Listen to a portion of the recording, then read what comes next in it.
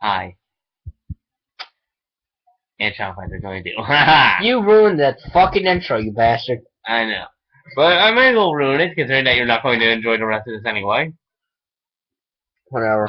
Say what we're reviewing. Skyrim, The Elder Scrolls V. Piece of Skyrim. shit. It is a B. If you notice, I'm not that big of a fucking fan of the Elder Scrolls series. You only played Skyrim. I played Oblivion and Skyrim. You only played Skyrim. Whoop the fucking do for you. So anyway, you speak yours. You speak first. Okay, Skyrim is a great game, and I know it's been out for a while, and Dawn Guard came out. I haven't tried it out, but I heard it's really good. Skyrim is basically, like, to start out with a story. Basically, it's, you basically just start out as a prisoner trying to cross the border into Skyrim through, I don't know, Isn't it, like, your fault? Like, does the story actually take place after Oblivion? It takes place about, like, 200 years after it. Like, about 200 years at the beginning of the 4th or 5th era? Alright. It's like the 4th era. Excuse? Yeah, and, basically, you're a prisoner. You're basically a prisoner. You get to choose the race and all, and stuff like that. You get to choose your age, your complexion, stuff like that. And you're a prisoner, and you're being sent for execution with a petty thief, a Stormcloak, and the Stormcloak leader, Ulfric Stormcloak. Which is funny, because in the game, you know, they don't have a real reason to arrest you, but they're just gonna put you to death anyway. Yeah, the captain is being a lazy bitch. So she decided, you know what, I don't care, kill him. Which is fucking stupid. Exactly. But again, this part's gonna be your part, then I'm gonna say my side. So yeah. Okay. So after your game, when you're put on the chopping block, the headsman lifts up his giant halberd axe thingy. Halberd. Yeah, I thought so. Because a halberd has a spike on the top. Yeah. As opposed to a regular axe, it's just the axe. Yeah. Alright. And they hear like this weird sound, like this big growling sound. Yeah. And I wish I had a freaking back scratcher. Back scratcher! Shut the fuck up. Just do your damn stick. Okay, so what happens is, turns out a dragon, which hadn't appeared in millennia, comes up. It attacks you, not just you, but all of Helgen, which is where you're at the time. You can escape with either Roloff, I think his name is, who is like the Stormcloak that you're with at the time, or you can escape with Hadvor, who is an Imperial who tries to help you out in the bit. How do you choose? Basically, can I either go in with one or the other? Like, they have different entrances to go into. Because I went into the building where the dragons breathe fire through a hole. Oh, no, that's actually, that's a little bit too early. You see, that part is where you're trying to escape the dragon. You escape the dragon by going into one of the doors. I believe you got picked up at Skyrim when you got killed by a giant? Shut the fuck up. You were just say your fucking shtick! So basically, it turns out that so after you find out about the dragon, you go to Riverwood and you go to Whiterun to warn the people about, to warn the Jarl, which is basically the leader, mayor, president, whatever. The fuck. Yeah. And you warn him about it. He sends extra troops to Riverwood. I am very memory-ish about this, but then again, I started a new game on PC, so. But he sends you to help kill a dragon along with his housecarl. Housecarls are basically your bodyguards. Yes, smart fucking idea. Turns out when you kill the dragon, though, you absorb its soul. And it turns out you're the freaking Dragonborn. In other words, you can just. I'm not that much into the Elder Scrolls series, but can you tell me what the fuck a Dragonborn is? The Dragonborn is is it one person or can a bunch of people can be it? Different people can be it, but there's normally one or two every generation. Yeah, well, can you explain how the? Okay, the Dragonborn is basically a person with the body of a human or a body of a person, or the soul of a dragon. Yeah, exactly, the soul and the blood of a dragon. Well, that makes sense. Yeah, how does that? And how it works I have a very dirty feeling how that works. I really don't. Oh God! Dude. I feel fucking sick for saying that. I fucking apologize. God. Yeah, you should apologize. Oh my. I'm pretty sure dragons didn't exist before you guys had Hellbound. Like they did exist, but basically they're just coming back now because Alduin, like you find out about him later, but like he's the one who attacked you in Hellbound. Now, I know this is a stupid question, but what happens to that Imperial Guard who just says, fuck them? Doesn't know what I'm talking about. She dies. Huzzah! Good riddance, Bitch! Alright, so basically, it's your job to defeat Alduin, who's basically the master of all the dragons, and finish off, and take out all the dragons, along with making your name for yourself in Tamriel and Skyrim. Do you care to explain, the gameplay or any of the abilities? The gameplay works really well. You get the dual wield. You can hold the sword in one hand, magic in the other. Like, what I always do is... If you fucking quote Angry Joe with that dual lightning shit, I'm gonna fucking No, I don't do that, dude. Double Inferno? Double Fire or whatever the fuck? No, I don't do that. I use a sword and a healing ability. It's very useful to me. Then what are you talking about with the double? Are you gonna say that fucking double lightning? No, I'm going to say you can dual wield swords, or you can do what I do, which is like freaking sword and restoration skill. Yeah, but depending on the weight of the weapon, you could have to hold it two-handed. I just use a one-hand sword. Or unless can you level up your strength? You can't, but you can level up your one-handed skill or your two-handed skill. So if you're one-handed, you can carry a heavier weapon. No, like, if you're one-handed, it increases your skill with that size of weapon. Like, say, if you're using a sword, if you use a sword and you got your one-handed, compared to when it's leveled low, you get you do less damage with it, and you get less ability with it. And if you leveled up high, and if you got enough perks for it, you can use abilities for it, you can stun people, paralyze them, stuff like that. Kind of like the paralyzing palm in Fallout. Like in Fallout Well, then 3. again, this game is made by Bethesda, the same guys who made Fallout 3 and Fallout New Vegas. Well, they didn't really make Fallout New Vegas. They're kind of published it. They didn't make the Fallout series? They didn't make the original one. I believe that was Black Isle or something.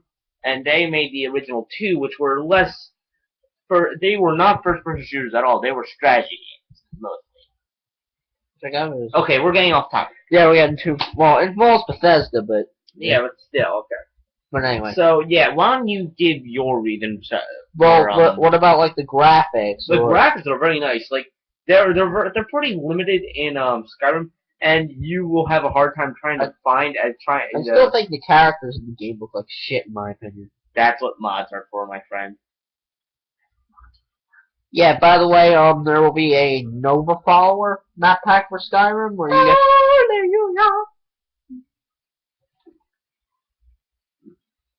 Don't ever do that in my presence again. Okay. Yeah, there's going to be a Uber Haxer Nova follower pack where Nova will be your follower, and he will actually do the voice for the character. Really? That's kind of cool. Yeah, but, So it's kind of like with, Happy Wheels. Yeah. Yeah. So okay. Can you, explain the graphics or... The graphics are very nice.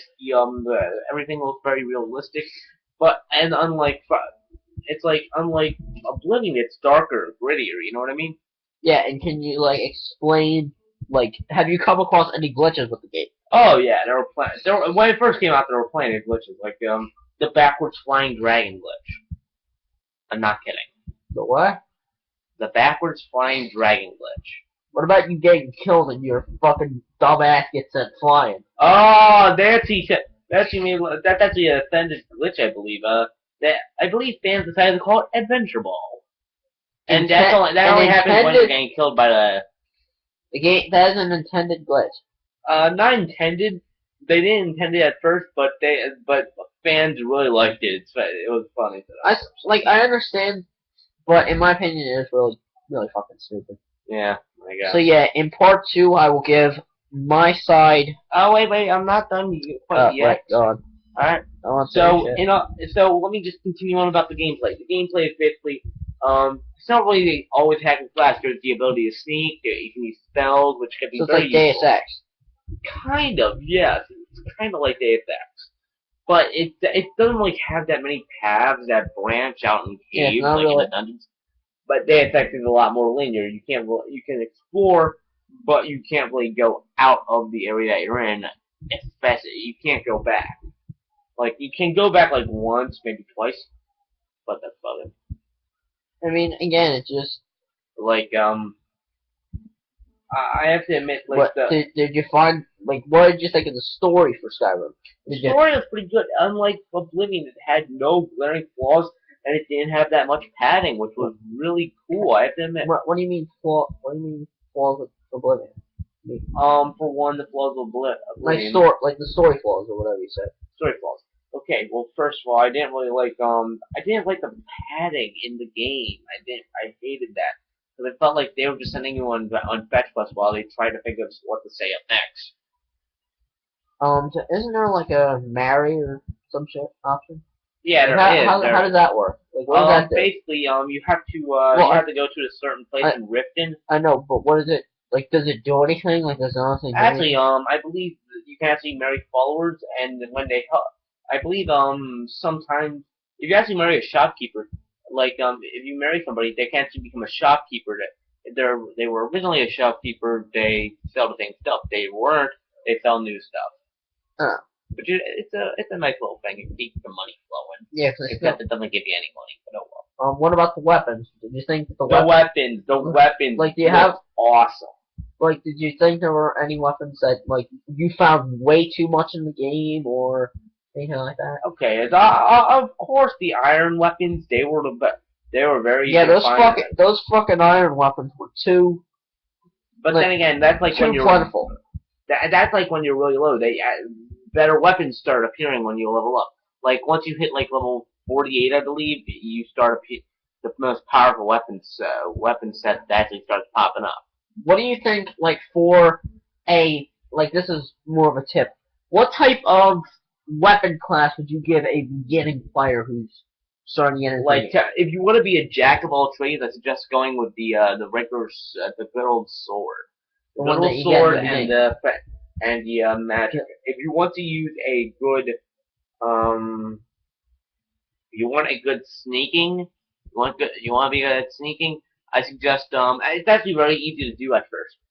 Because like if you do sneak around and all, you're going to need two things. You're going to need to boost your sneaking skill, of course, and you're also going to need daggers and illusion skills. Those are your best friends when it comes to sneaking. Mm-hmm.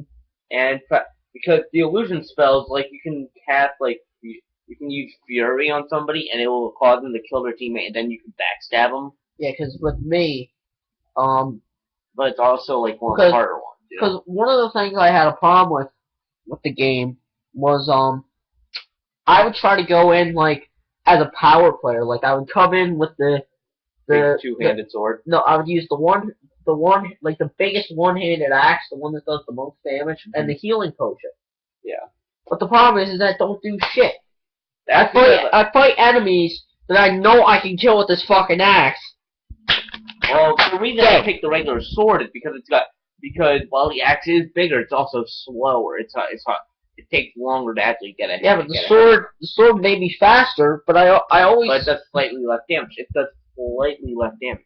Now, if you actually if you actually start backing up a little bit, you don't just rush in. You back up every time you hit attack. Maybe I think you'd be doing better with like say a sword and a shield. That way you have a good alternation between defense and offense.